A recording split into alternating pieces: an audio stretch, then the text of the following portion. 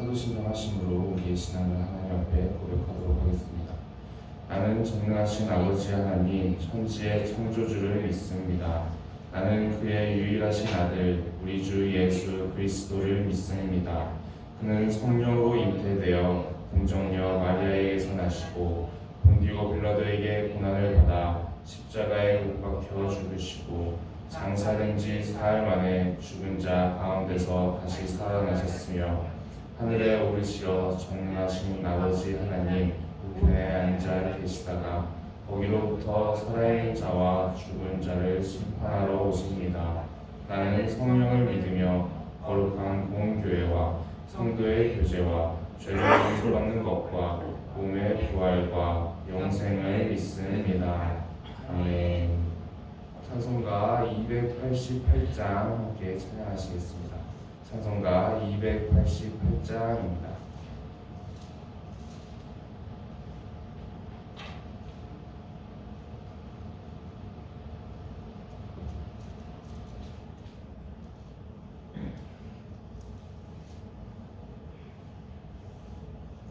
찬송가 288장 함께 찬양하시겠습니다. 예수를 나의 구주 삼고 성령과 피로써 거듭나니 이 세상에서 내 영혼이 하늘의 영광 누리도다. 이것이 나의 간증이요 이것이 나의 찬송일세.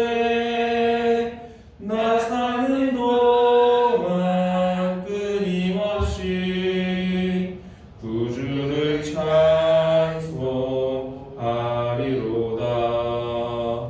온전히 주께 맡긴 내 영 사랑의 은설 듣는 중에 천사들 왕래하는 것과 하늘의 영광 보리로다.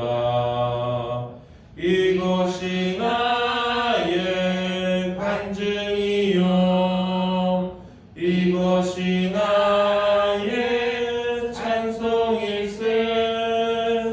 나 사는 동안 끊임없이 구주를 찬송하리로다.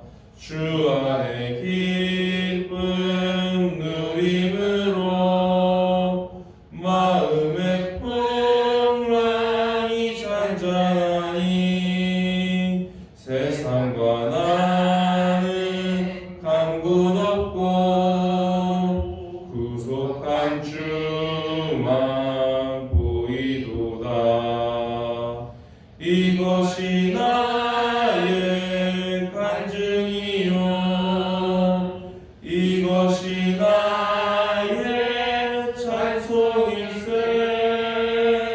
나 사는 동안 끊임없이 구주를 찬송하리로다.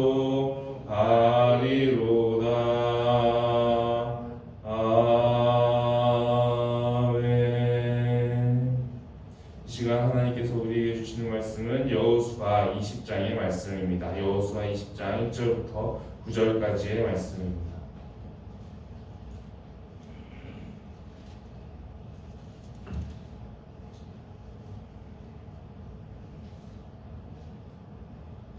여호수아 20장 1절부터 9절까지의 말씀입니다.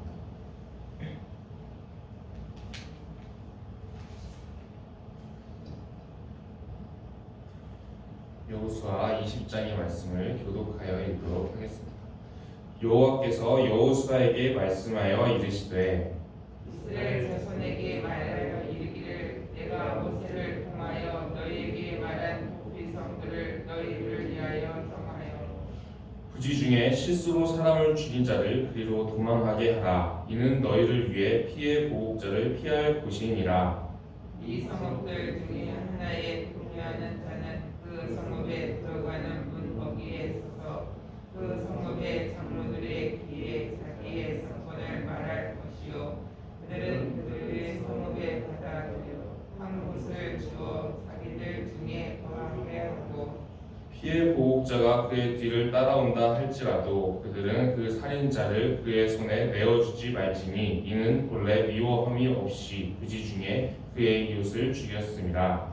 그 살인자는 희생 앞에 서서 재판을 받기까지 또는 그 당시 제사장이 죽기까지 그 성읍에 거주하다가 그 후에 그 살인자는 그 성읍 곧 자기가 도망하여 나온 자기 성읍 자기 집으로 돌아갈지니라 하라 하시니라.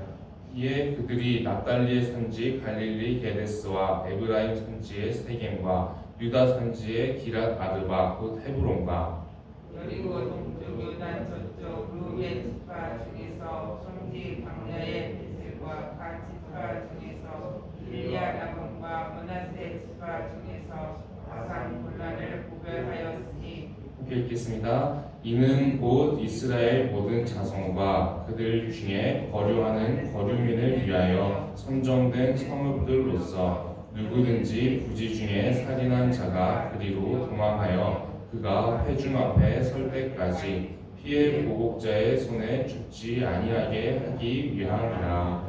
아멘. 이제 여호수아 20장의 말씀을 우리가 나누고자 하는데 여호수아 20장의 말씀은 도피성에 관한 말씀입니다. 이 도피성이 무엇인가라고 우리가 먼저 나누게 되면 이 사실 사람을 죽이게 되는 일 가운데서도 고의적으로 이렇게 악의를 가지고 살인을 하는 그런 경우와 그런 범죄의 경우와 또 사고로 실수로 사람을 죽이게 되는 그런 경우가 있을 것입니다. 우리로 치면 뭐 교통사고 같은 그런 일들이 있을 텐데 고의로 살인하는 것과 또 사고로 사람을 죽이는 그 죄의 무게에는 당연히 차이가 있을 것입니다. 고의로 살인하는 그런 살인자의 경우에는 이스라엘의 율법에서도 사형에 처하게 그렇게 되어 있습니다. 그러나 이 사고로 실수로 사람을 죽이게 되는 그런 과실 같은 그런 상황에서는 그런 경우에서는 이 사람들이 피할 수 있도록 이렇게 도피성을 마련하라고 하나님께서 말씀을 하셨습니다. 그래서 이 도피성은 이스라엘 어디서든지 금방 이렇게 가야 되기 때문에 한쪽 지역에 몰려 있으면 어느 지역에서는 이제 도피성까지 가는데 거리가 너무 멀 수 있지 않습니까? 그래서 도피성을 처음에 6곳을 이제 구별을 하는데 이스라엘의 곳곳에 분산을 시켜둡니다. 그래서 요단강을 기준으로 했을 때 동쪽에 3개, 서쪽에 3개 이렇게 해서 북쪽에 하나씩 그리고 중간에 하나씩 그리고 남쪽에 하나씩 해서 어느 지역에서 이런 사고사가 발생하더라도 어느 사람이든지 금방 가장 가까운 도피성으로 피할 수 있게끔 6개의 성읍을 균형 있게 이렇게 분산시켜서 이제 만들어둔 것이 이 도피성입니다. 그런데 우리가 이스라엘에서 그 도피성이 몇 개가 있습니까? 라고 이렇게 물어보게 되면은 보통 이제 다들 6개라고 말씀을 하십니다. 실제로 이스라엘의 역사 속에서도 6개의 도피성밖에 없었습니다. 그런데 신명기의 말씀을 보게 되면은 하나님께서 원래 그 생각하셨던 도피성의 개수는 총 9개입니다. 처음에 6개를 구별을 하게 되고 그 다음에 하나님께서 이스라엘의 영토가 더욱더 이제 확장되게 하셨을 때 그때는 땅이 더 넓어지게 되니까 그러면 또 이제 도피성이 더 많이 필요하게 되니까 이스라엘의 영토가 확장되면은 추가로 3개의 성읍을 더욱더 도피성으로 삼아서 총 플러스 3개를 해서 9개를 도피성으로 삼아라 그렇게 말씀하셨습니다. 그런데 이 영토 확장의 조건을 하나님께서 뭐라고 말씀을 하셨었냐면 이스라엘이 나에게 순종하면 이렇게 될 것이다 라고 말씀을 하셨는데 이 일이 이스라엘의 역사 속에서 실제로 일어나지를 못합니다. 왜 일어나지 못했을까요? 우리가 지금 이제 여호수아가 이제 거의 다 끝나가게 되는데 여호수아가 끝나게 되면 그 다음에 오는 시대가 그 다음에 우리가 나눌 말씀 사사기입니다. 사사기의 그 영적인 상태를 우리가 이제 많이 영적으로 어두웠고 하나님을 많이 잊어버린 시대라고 우리가 많이 알고 있는데 영토 확장의 조건이 이스라엘의 순종이었기 때문에 이스라엘 사람들이 하나님을 잊어버리고 또 불순종하고 하나님 거스르는 일들이 있었다 보니까 이 영토 확장이 일어나지 않습니다. 하나님의 뜻대로 서서히 이제 가나안 족속들의 남아있는 정복을 완성을 했어야 되는데 이 사람들을 쫓아내지 않고 그 사람들이랑 더불어서 같이 살면서 거기에 영향을 받아서 같이 우상숭배에 빠져버리고 이렇게 살다 보니까 이 영토 확장이 일어나지 않아서, 그리고 추가로 3개의 성읍이 더 도피성으로 추가돼서 총 9개의 도피성이 원래 하나님의 계획이었고 이스라엘에게 한 1.5배 정도는 더 되는 그런 영토의 확장을 더욱더 주려고 하셨었는데, 이스라엘이 불순종함으로 말미암아 이 복을 받지 못한다라는 것입니다. 그래서 우리가 도피성만, 이 제도만 하나를 보더라도 하나님께서 이스라엘에게 무엇을 기대하셨는가, 그리고 하나님께서 얼마나 많은 복을 주려고 하셨는가, 그런데 이스라엘이 실제로 어떤 길을 걸어갔는가, 이런 것들이 많이 나오게 됩니다. 하나님께서는 이스라엘에게 1.5배 정도는 더 되는 그런 한 50% 정도의 영토 확장을 더욱더 주려고 하셨었습니다. 그런 복을 쌓아놓고 기다리고 계셨는데, 그리고 이제 도피성 3개 정도는 더 구별해야 될 만큼 그 정도의 그 복을 주려고 하셨는데 이스라엘이 순종하지 아니함으로 이 복까지 나아가지 못하게 되는 것입니다. 그러면 이제 도피성에 도망간 도피자들은 어떻게 되는가, 우리가 그 부분을 살펴보게 되면, 먼저 이게 고의 살인인지 아니면 사고사인지 먼저 재판을 해서 이제 판별을 하게 됩니다. 그래서 만약에 사고사로 인정이 되게 된다 그러면 도피성에서 그 사람을 받아주게 됩니다. 그리고 이 도피자는 여기서 지내는 동안에 이제 제사장들을 도와가지고 성전에서 제사 의식을 섬기는 그런 일들을 수종들게 됩니다. 이제 제사는 이제 제사장이 주관을 하게 되고, 이 사람들이 이제 레위인이 아니기 때문에 직접적으로 제사를 드리거나 할 수는 없지만 이제 제사장들을 서포트하고 수종들면서 이제 보조적인 일들, 그런 일들을 자신들이 할 수 있는 일들을 하면서 수종들게 되는 것입니다. 그리고 이제 그렇게 지내고 있다가 대제사장이 죽으면 다시 자신의 고향으로, 집으로 돌아갈 수 있게 된 그런 제도였습니다. 굉장히 그 기간에 대해서, 이 사람들이 자유를 구속받는 기간이 굉장히 독특하게 보입니다, 우리 눈에는. 왜냐하면 우리 같은 경우는 같은 범죄를 저질렀을 경우에, 예를 들어서 뭐 징역 5년짜리 범죄를 저질렀다 그러면 누구나 다 5년을 살고 나와야 이제 죄값을 다 치렀다라고 이제 죄에서, 그 감옥에서 다시 나올 수 있게 되고 자유가 회복되는 그런 상황이 벌어질 텐데, 지금 이 대제사장이 죽으면 집에 돌아갈 수 있다라는 그 기준은 상당히 조금 이제 독특하게 사람마다 그런 때에 따라 기준이 되게 달라지는 것입니다. 만약에 어떤 사람이 사고로 실수로 사람을 죽이게 돼서 도피성에 도망을 가게 되는데, 운이 좋게도 뭐 얼마 안 있어서 대제사장이 죽었습니다. 뭐 몇 달 있다가 대제사장이 죽으면 그 사람은 고향으로 갈 수 있는 겁니다. 그런데 어떤 사람 같은 경우는 이제 대제사장이 자기보다 오래 살거나 장수하거나 이렇게 되면 집에 평생 못 가는 그런 겁니다. 그러면 이제 어떤 사람은 되게 그 자유가 구속받는 기간이 길어지게 되고, 어떤 사람은 되게 짧아지게 될 텐데, 똑같은 죄를 지었고 똑같은 이제 실수로 사람을 죽였는데도 어떤 사람은 짧게 구속받고 어떤 사람은 길게 구속받는 되게 독특한, 저희 눈에 볼 때는 독특한 제도라고 이렇게 생각이 될 수 있습니다. 그런데 이 대제사장의 죽음이 이 도피자가 죄에서 풀려나게 하는 것이 굉장히 이제 중요한 이 의미를 갖추고 있습니다. 그것이 무엇이냐면, 이미 이 도피성의 제도에서 하나님께서는 예수님의 죽음과 그 죽음으로 말미암아 우리가 죄에서 풀려나게 하시는 그거를 이미 나타내고 계시다라는 것입니다.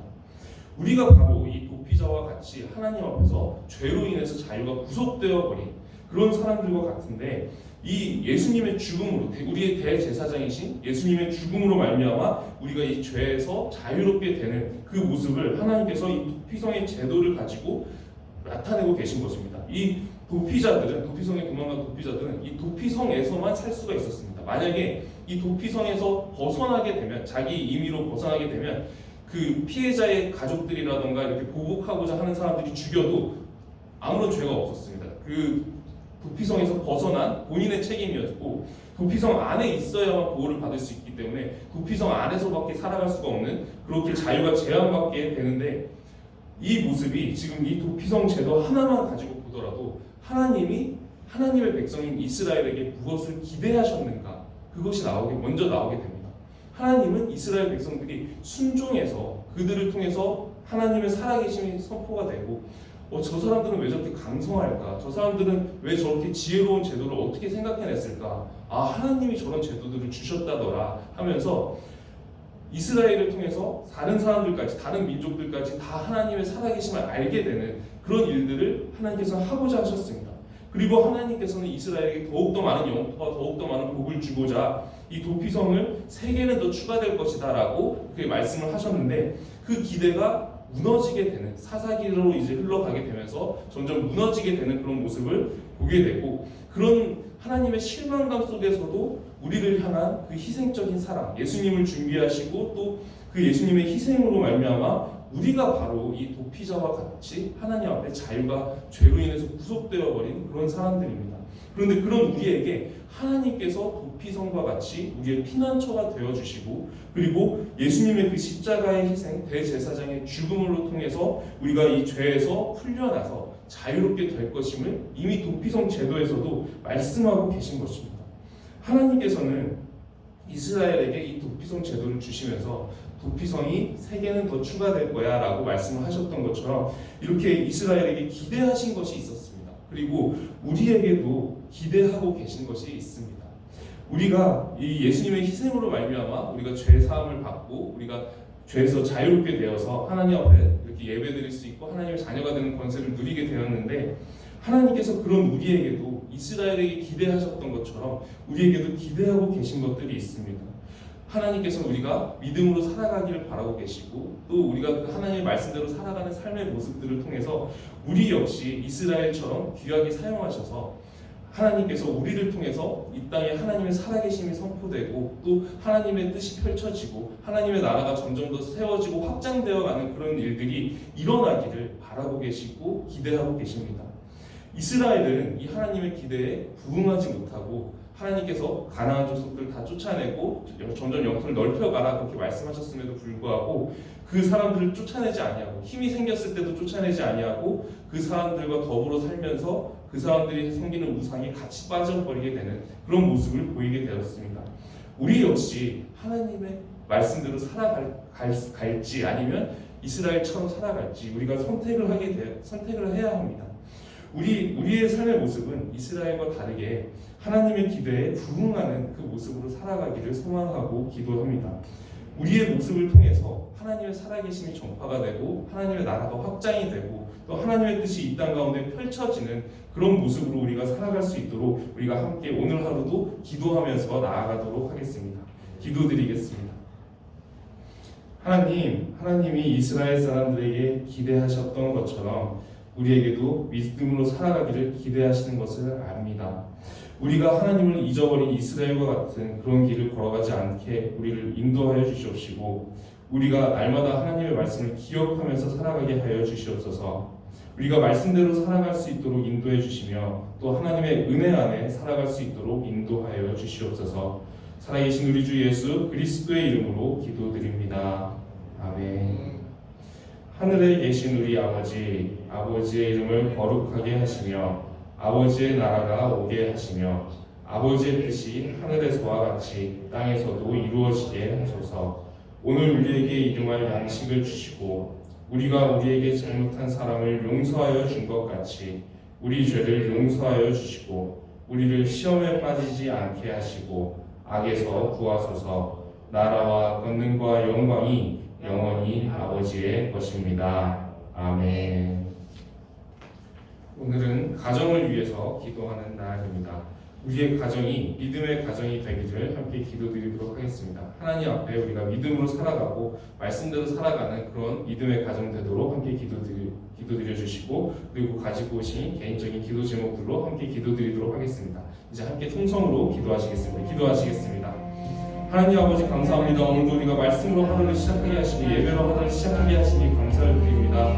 하나님, 오늘 우리가 이스라엘의 모습을 봅니다. 이스라엘처럼 우리가 하나님의 기대를 저버리는 그런 모습으로 살아가는 것이 아니라 우리의 도피성 되어주시는 그 하나님의 사랑과 은혜를 기억하면서 우리가 하나님 앞에서 하나님의 기대대로 살아갈 수 있도록 하나님께서 우리를 인도하여 주시옵소서. 하나님, 우리와 우리 가정이 하나님을 섬기는 가정 되기를 소망하고 기도합니다. 하나님, 이 시대 가운데 우리가 믿음의 가정으로 일어설 수 있도록 하여 주시옵시고, 우리 가정들을 통해서 우리가 하나님의 뜻을 펼쳐나가고 하나님의 나라가 확장되어가는 그런 일들이 일어날 수 있도록 우리 가정 한 가정을 사용하여 주시옵소서. 하나님, 우리가 믿음으로 살아가서 하나님께서 주시고자 하셨던, 이스라엘에게 주시고자 하셨던 그 복이 넘치도록 많았음에도 불구하고 이스라엘이 그 은혜를 다 받지 못함을 봅니다. 하나님, 우리 가정이 믿음의 가정으로 세워지고 믿음으로 살아가면서 하나님께서 우리에게 부어주고자 하셨던 그 은혜 가운데 우리가 거하는 그런 가정 될 수 있도록 하나님께서 함께하여 주시옵시고 붙잡아 주시옵소서. 이 세상 가운데서 우리가 세상의 그 우상 숭배의 문화에 물들지 아니하고 하나님, 우리가 하나님을